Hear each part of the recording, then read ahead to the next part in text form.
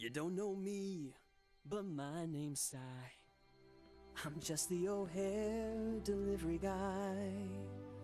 But it seems like trees might be worth a try. So I say, let it grow. Hey everybody, Joseph Rothschild here, aka Mono Bluetron. Apparently I'm gonna waste 11 hours making one of these dead meme things again.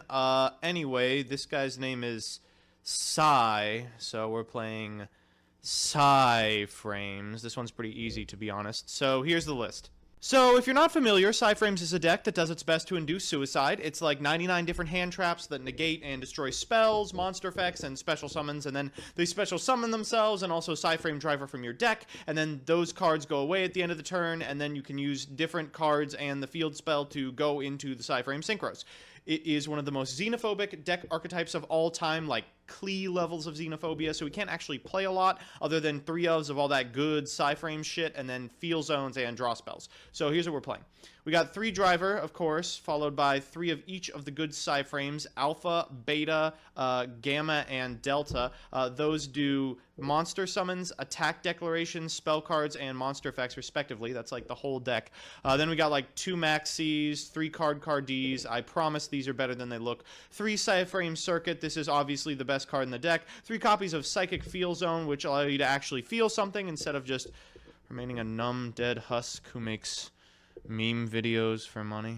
We got some pots, we got a Regeki, and we got an Upstart. As far as traps, we got 2 Drowning, 1 Solemn because it's pretty good, and Psi-Frame Overload is actually kind of the reason to play the deck.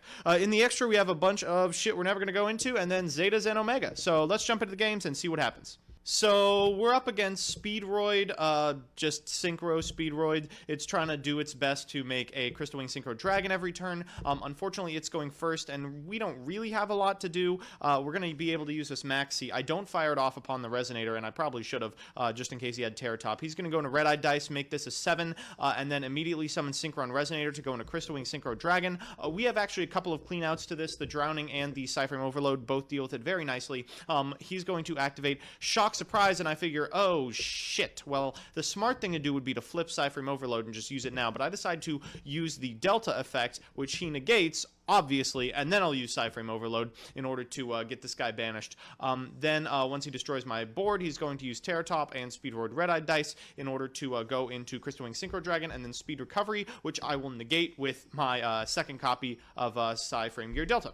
So I'm feeling all right. Unfortunately, I can't really do a whole lot without the field spell or the feel zone, and there's 2 copies of the field spell, so now I'm feeling a little better.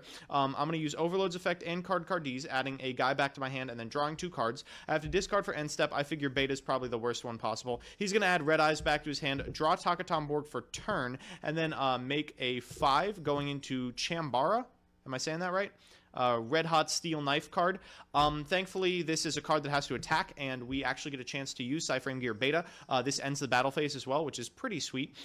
We get to also activate Psi-Frame Circuits effect to immediately go into Zeta, which is pretty good. So I don't really want to attack into it because I have the Overload. I'm going to go ahead and set that, and then if he tries to attack me, I will flip the Overload and banish instead of just having to ram them into each other. He just goes to end step, and I decide to banish. So I'm feeling pretty good. Get a fair amount of damage in here. Unfortunately, this guy has to come into defense mode. We're going to hit in for 2,500 and then end our turn. Our opponent is going to draw some more cards, lead with a Dark Hole, and then activate Resonator Call. I can negate that with a Delta and then get the driver from my graveyard, and then immediately go into Omega because that's how the stars lined up. Unfortunately, I don't use Omega particularly optimally here. I just sort of helmet my way through the remainder of this game, but since I have an active Overload, he concedes anyway. So we're back with the deck. Psi-Frame is pretty good. I don't need to tell you that. Obviously not particularly good against tier 1 meta threats. It lacks the consistency to be able to do things like draw Psi-Frame Circuit. And occasionally, and in many of the games I played, I would just accidentally Cupidity a couple copies of Psi-Frame Driver and just be completely out of the game. Cards like card D are incredibly slow, but obviously this deck thrives on being slow. I think changes I would make involve bumping up to a 3rd Drowning Mirror Force just to give it some way to beat back against the massive pluses that other decks are getting that we just aren't. In summation, get ready to listen to the O'Hare Delivery Guy. My name is Dan. And my name's Rose. Our son Wesley kinda glows. And that's not good, so we suppose we should let it grow. So we had to get a little bit creative with this next list because this awful fucking movie tries to introduce 3 new characters in the last scene. I mean, there's no reason they need to introduce themselves at all, first of all, because they're so significant, but now I gotta work with Dan, Rose, and a kid who kind of glows. So because of this, I ended up making BA with its flagship card, Dante, playing Blackgarden for Rose tokens and glow up bulb because it kind of glows. So let's look at the list. So here's the list. It is, basically exactly what it says on the tin. We have some Speedroid stuff. I mean, this is just a pure list, except we've taken out all the kaiju and we replaced it with the Blackgarden package. Now, I know what you're thinking. Why are you playing Glow-A-Bulb if it immediately causes your BA monsters to die? Well, remember, this deck only kind of glows, so we'll stick to making it happen with the Terror Top Suite. Now, the idea is, if we have Blackgarden out, we can prevent our opponent from attacking into Dante because their monsters will be too weak. I admit this isn't a great idea, but neither was the Lorax. So our BA suite is 3 copies of Skarm, 1 Seer, 1 Graph, 3 Farfa, 2 Alec, 2 Barbar, 2 Calcab, 1 Libic, and 1 Rubik. That's, basically ported directly from BA Pure because innovation is for losers. We have 3 copies of Terror Top and 2 of Takatam Borg because we're playing Desires, and I'll probably banish one knowing my luck. 3 copies of the greatest card in the universe, Glow Up Bulb, 1 copy of Tour Guide from the Underworld. She's okay, I guess. As far as spells, we have 3 copies of Lure Darkness, 1 Raigeki, 2 Pot of Desires, 1 Foolish Burial, 2 Twin Twisters, and 3 of the Blackgarden itself. As far as traps, we have, I guess, the Solemn Suite, 2 Strikes and a Warning. In the extra, we have a bunch of rank 3s, including 3 Dante. They have to share 1 Beatrice because the ban list was hard for everyone, people. We have a Purple Dante, a Virgil, and a bunch of cute synchros for our Glow-Up Bulb, including a Black Rose Moonlight Dragon, which you can then recur the bulb for a Crystal Wing. Like, if you're able to open Terror Top into Takatam Borg into normal summon Glow-Up Bulb, you can make that occur, and I don't know, maybe Crystal Wing Synchro Dragon is good enough to win a game. So let's jump into said game and see what happens. So the match is up against Red Eyes FTK. This is basically God's punishment for me not making a good enough Red Eyes FTK video. I mean, look at this disrespect. The guy is actually only playing 5 fusions. Oh, God. What a memer. We've opened okay. We don't have a way to make a turn 1 Synchro, which kind of sucks, but we can make a turn 2 one if we set this Glow-Up Bulb and get really lucky. We're going to set this Solemn Strike as well. It turns out to be very handy. He's going to Foolish Burial a Cursed Bamboo Sword, use that to get Golden, Hidden Armory for another Cursed Bamboo, equip it to Dante, use Golden to draw 2 cards, and activate Red Eyes Fusion. Now, this gets out Falling Meteor Black Dragon. Its effect will dome us for 1400, and then he will activate Inferno Fire Blast and hopefully find a second copy in order to kill us. So he's going to go ahead and use Falling Meteor Black Dragon's effect, and I'm like, that is the best Solemn Strike target in the entire game. Let's go ahead and destroy it. That feels pretty good. He's going to allure, get another insight going, draw another copy of Red Eyes Fusion, and end his turn. So I'm feeling all right. Really good once I draw the Solemn Strike off the top. Would like to find a way to make Beatrice, but unfortunately I can't. Instead, I'm going to have to normal summon Takatam Borg, make Herald the Arc-Light, just get in for like 3x amount of damage, and then set the Solemn Strike and end my turn. So this is basically another Solemn. I'm feeling all right about it. He's going to Foolish Burial another Cursed Sword, then get some Golden Bamboo Swords off, Tribute for Radiant, and then concede. These FTK players, man. So we're back with the deck. I mean, Burning Abyss is pretty good, but Blackgarden was not. I mean, it didn't really get to make an appearance, but trust me, in the decks I played off stream, it was really not good. Similar with Glow-Up Bulb, probably better as a one-of since you can just send it with Beatrice anyway, and it doesn't lead to really dumb, cloggy hands like the one we had in that game. I don't know. I don't think Dan and Rose are going to have a long, fulfilling relationship. Let's go back to hearing their incredibly interesting story. Let it grow, let it grow. You can't reap what you don't sow. Plant a seed inside the earth. Just one way to know its worth. Let's celebrate the world's rebirth. We say let it grow. So this list is just one of those Tierra monstrosities. Not a lot to work with here either. Sure, it'd be great if these characters had, like, defining characteristics or anything, because then it would be easy to find a deck that suits them, but no! Some of their lines in this song are like, I have gray hair, like, literally. Anyway, we're working with World's Rebirth and just one way, so, Tierra's the goddess of rebirth, and we can make her with just one card, so maybe that's close enough. So if you're actually interested in playing Yu-Gi-Oh, I am sorry to hear that. This deck is designed to be as unfun as possible, do as much as possible all the time. In order to win with the deck, you just... Oh, fucking God. You just actually have to open Elemental Triangle. I'm not kidding. That is the whole combo. Just triangle. I mean, or whatever it's called in the TCG as of today. You're going to see in action. I mean, there's no reason for me to describe it to you because it's super involved. It takes 100 years to execute. Konami, before all of these cards make it to the TCG, please emergency ban something. All right, so the combo needs 1 Tierra, 2 Mari, 2 of the 1 YZ guy, 1 of the other, 1 A, 1 B, 1 C, 1 Watchhog, 3 Molmarat or Rat Pier, 2 Scrap Golem, 1 Scrap Golem, I lied to you, 1 Barrel, 1 Synchron, and 1 Gigapoly thing, 1 Oracle, and 1 Hanger.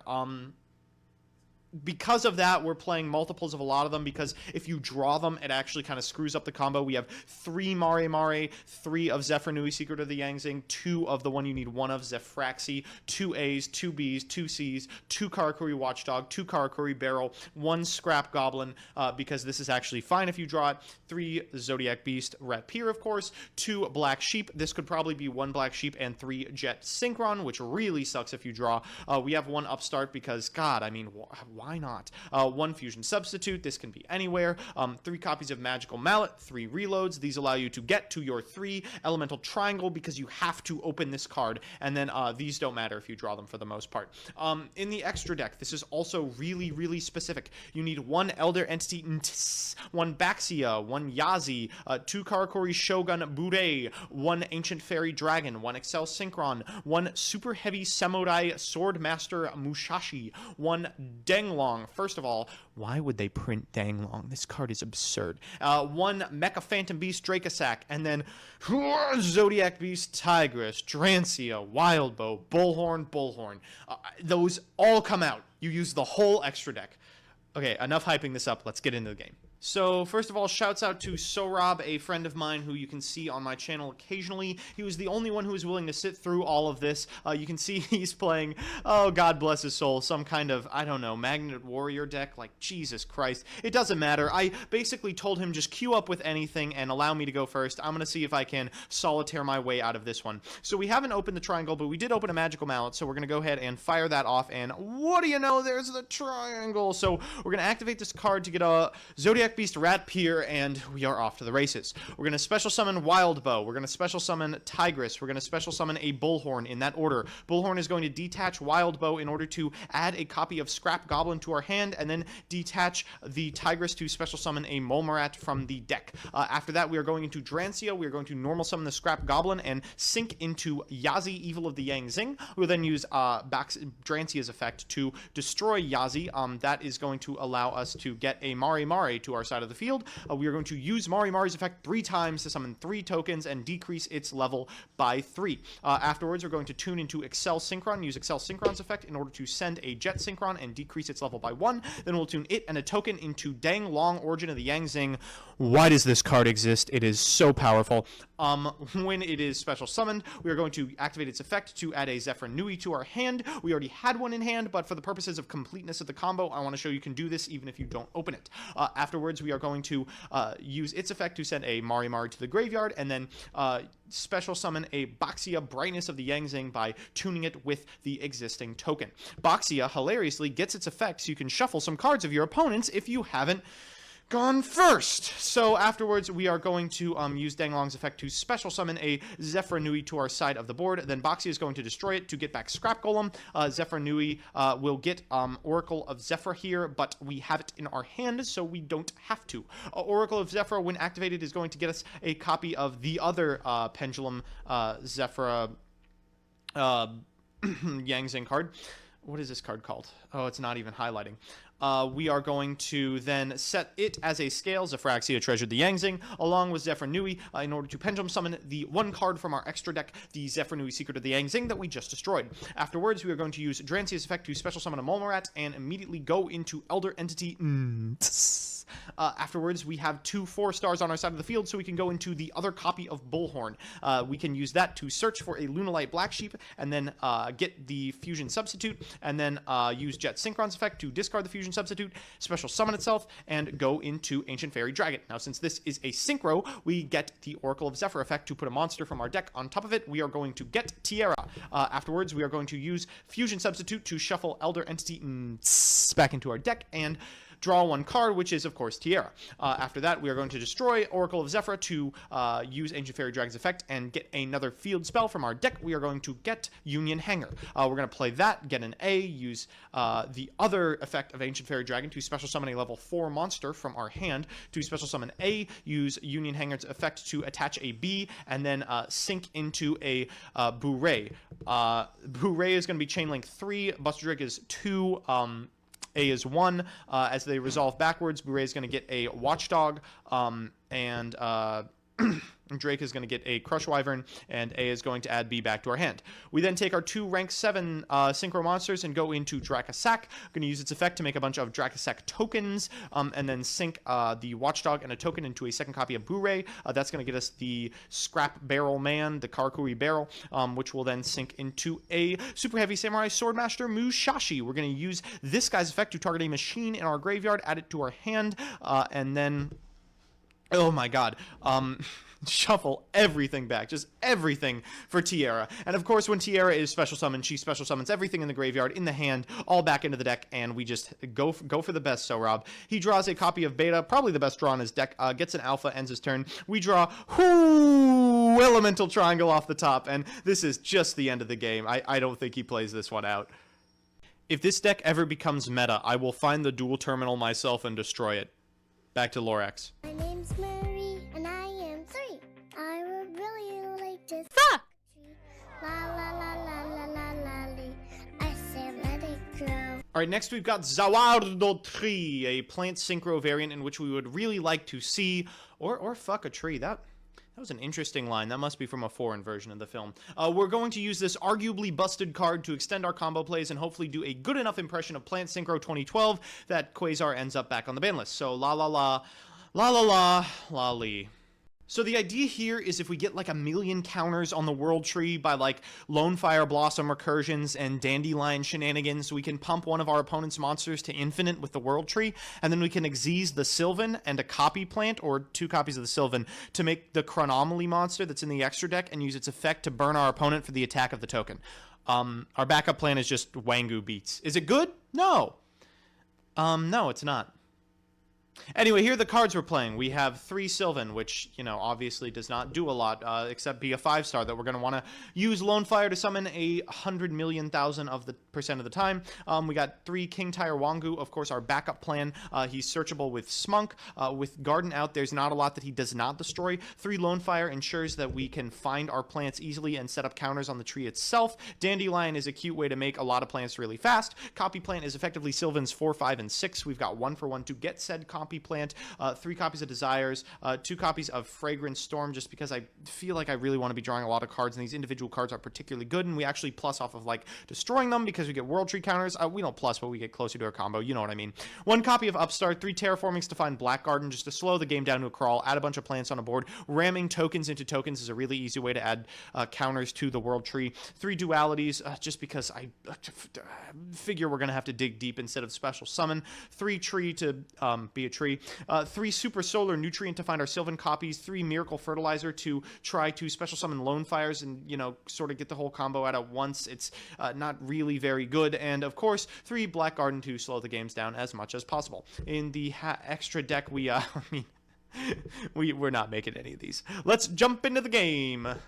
So we're up against Charmers, a deck that's really bad, but unfortunately we are also. I advertised this on YGO Pro as awful deck, please don't play, and we got matched against an awful player, so at least I feel like we're, you know, evenly matched. We get out the Wangu turn 1, a Black Garden, 2 World Trees means that now we can destroy anything that gets summoned, basically. Unfortunately, you can still set, so I have to attack into his monster every turn. When I see the Charmer shit, I realize, uh-oh, we might have a little bit of a problem, because if he takes control of the Wangu, I just lose. So now I'm trying to figure out a way to engineer this secondary plan.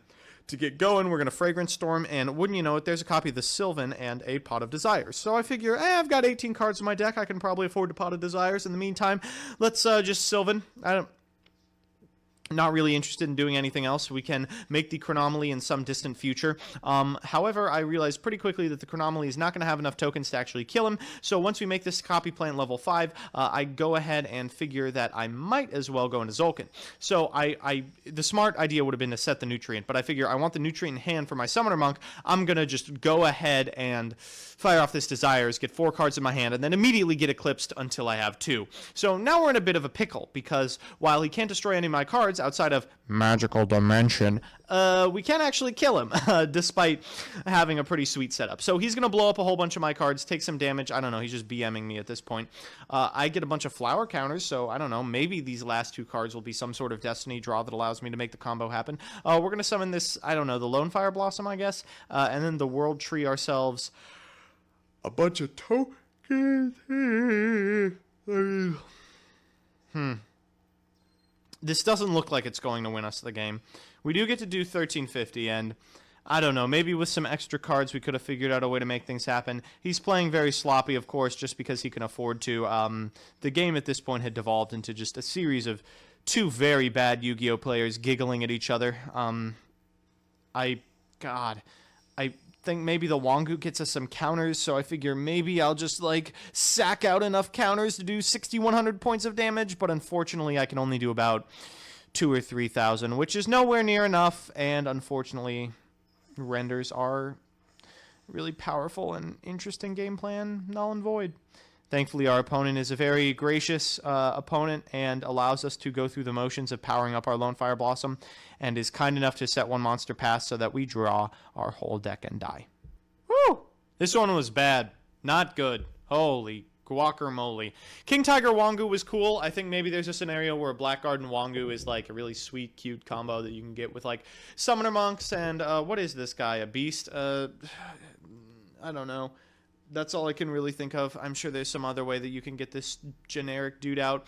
Aside from that, the idea of making the Chronomaly, what is this card, Maku Mech, is just really, really a pipe dream. I would probably have to play several hundred games in order to get it to go off once. Don't play this one. Whew. I'm Grammy Norma, I'm old and I've got gray hair. But I remember when trees were everywhere and no one had to pay.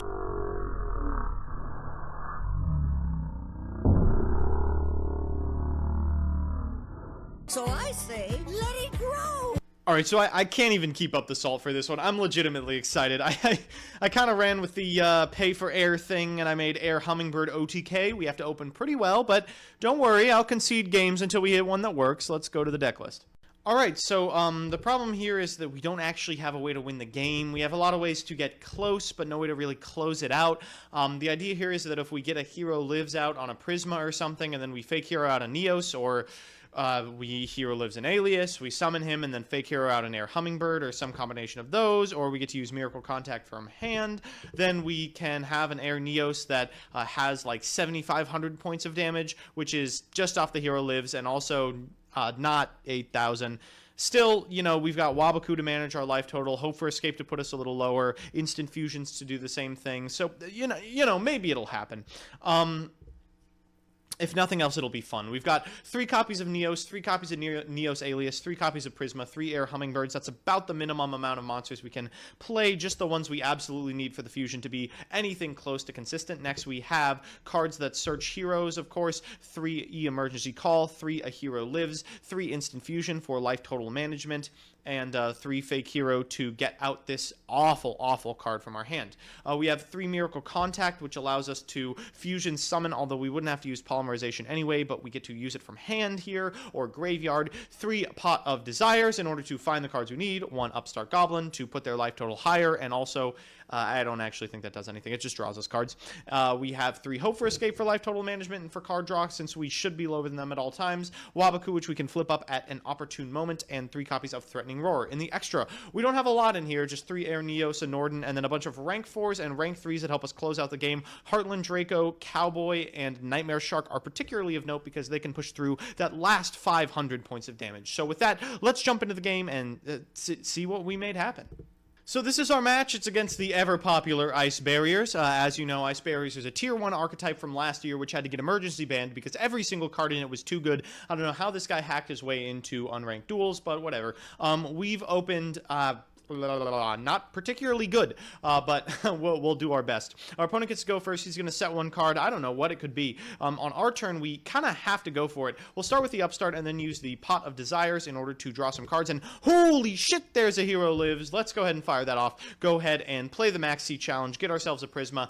Use Prisma's effect in order to send an Air Hummingbird. Use Fake Hero to get Neos Alias. Normal summon the Neos Alias, and then we can contact out for an Elemental Hero Air Neos. This is lethal with the instant fusion. And there it is. There it is. Ay. Well, I guess we'll just set the Waboku and pass. We can make like a rank 4 next turn, but not really a lot going on. We got to flip up the Waboku now, unfortunately. He's going to surface back a bunch of Ice Barrier guys. Tin Goldfish, Tree Toad, Instant Fusion. Let's make a Bahamut Shark. I mean, I don't really know what to tell you from this point on. Oy. So, we got close. We did our best. But unfortunately, every play from here on out is just gonna get tree-toaded to hell. At least we get the Maxi. We'll play it out and let him beat us. You know, sometimes you just gotta roll with the punches. Alright, it was bad, it's terrible. Not worth playing, not even fun as an FTK. Really not good. Really not good. Worst one yet.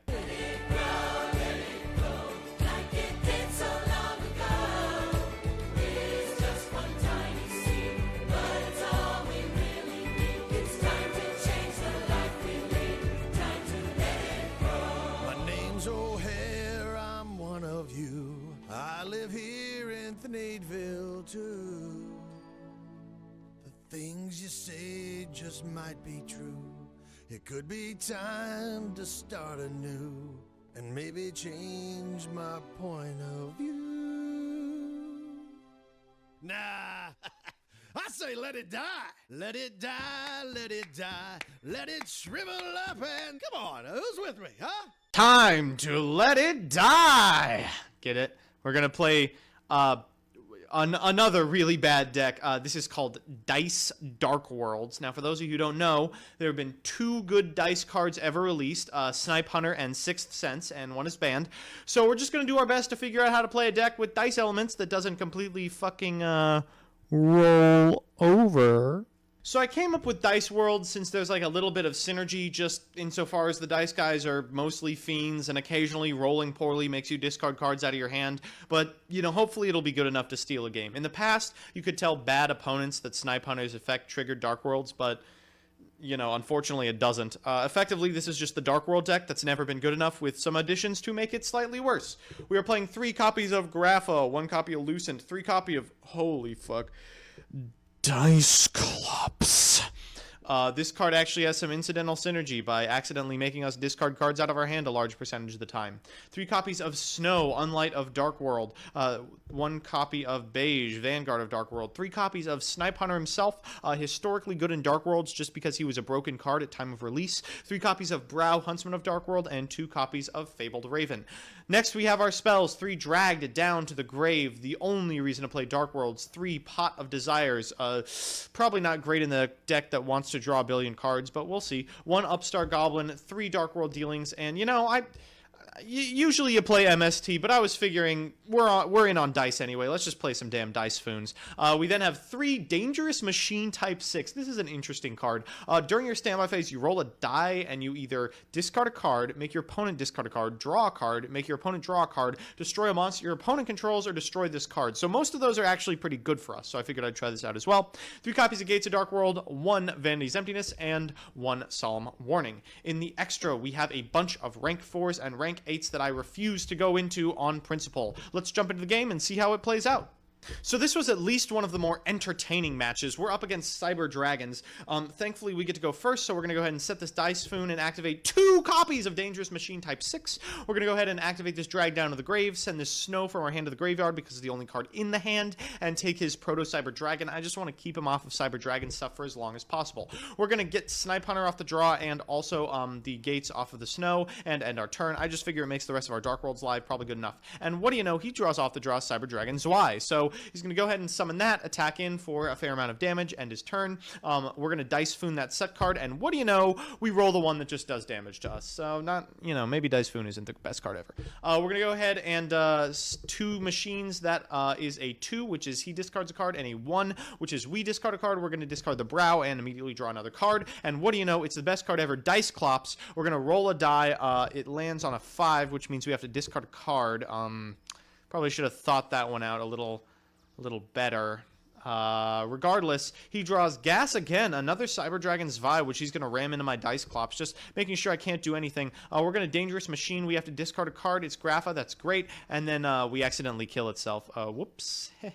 And what do you know? Another Cyber Dragon off the top. So he's going to attack in for 1800. I mean, anything here would really do it for us.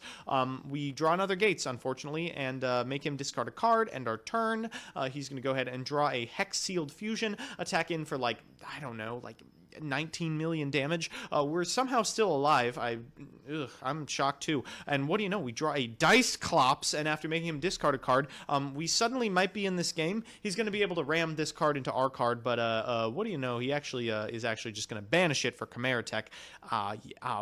Whoops. Okay, well, was not expecting Dice Clops to be a machine, and I was not expecting that to be relevant for Chimera Tech. I mean, I guess sometimes you get wins that way. I actually liked parts of this. I'm not joking.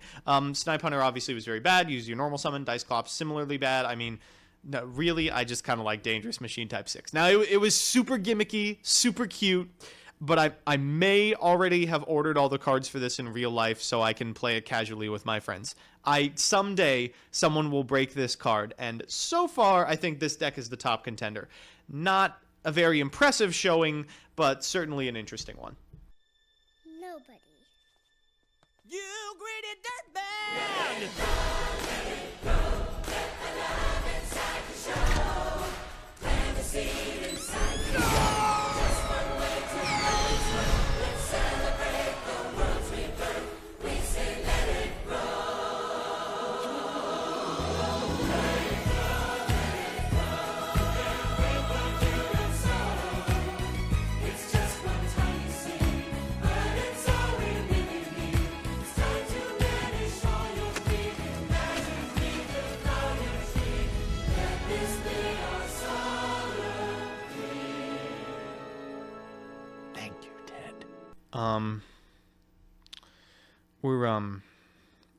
We're playing Fluffal because he says Ted here.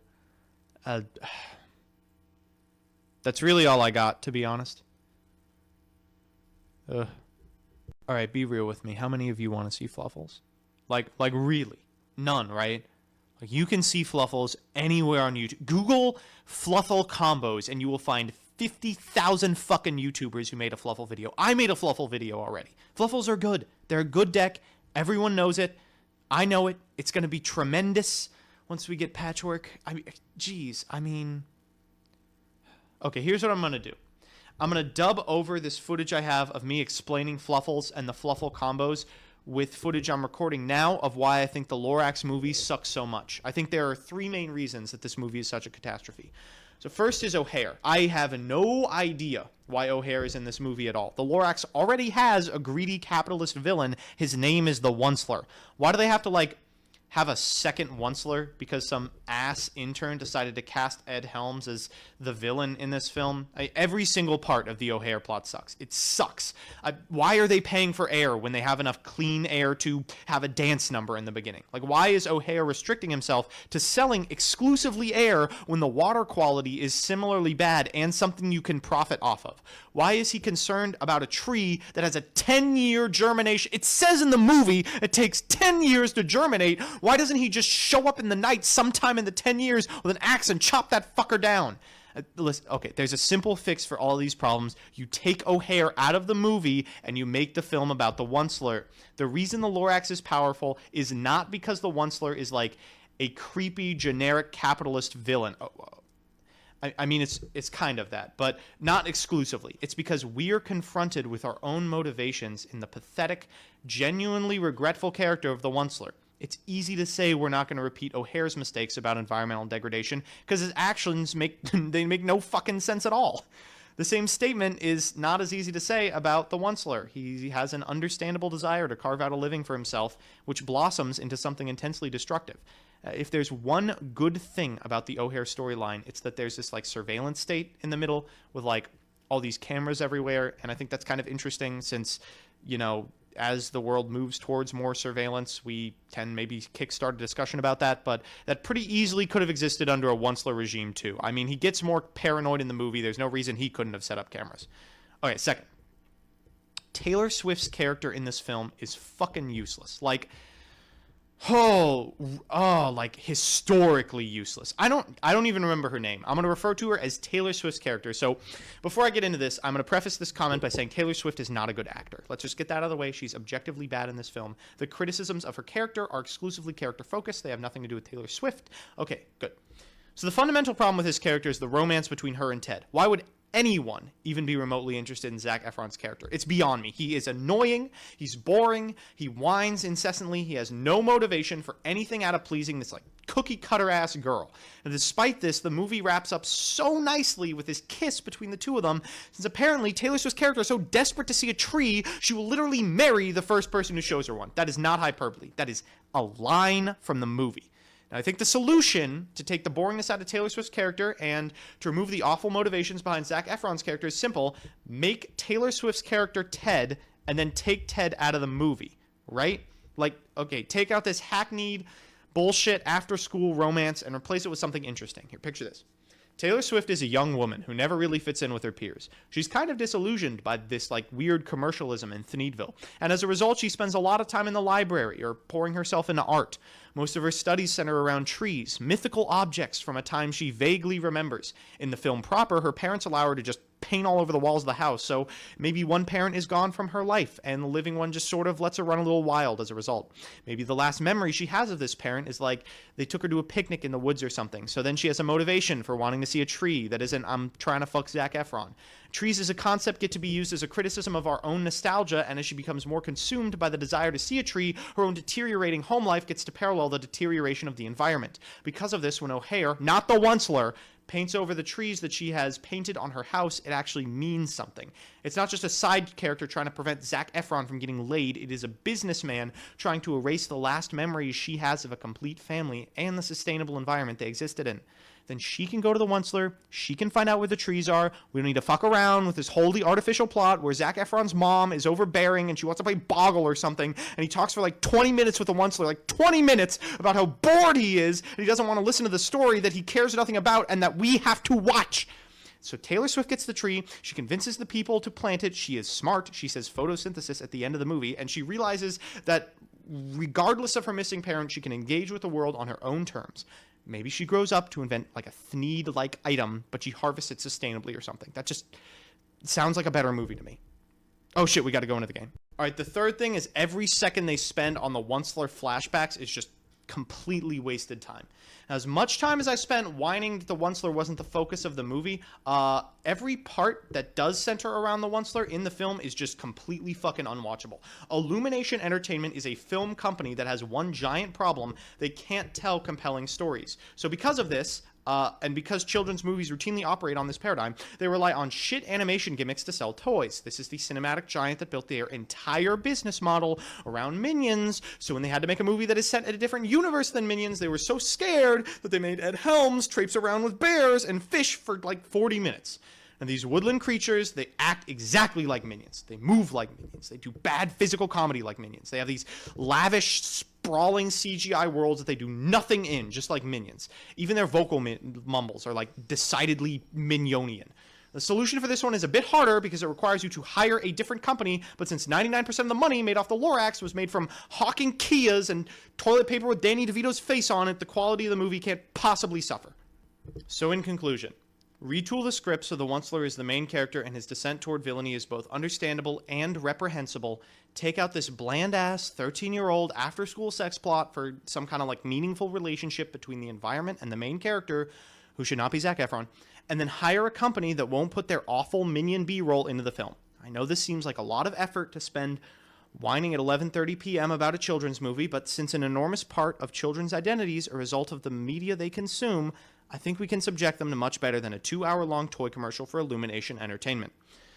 Thank you for listening, and I hope you enjoy the last stanza of Let It Grow.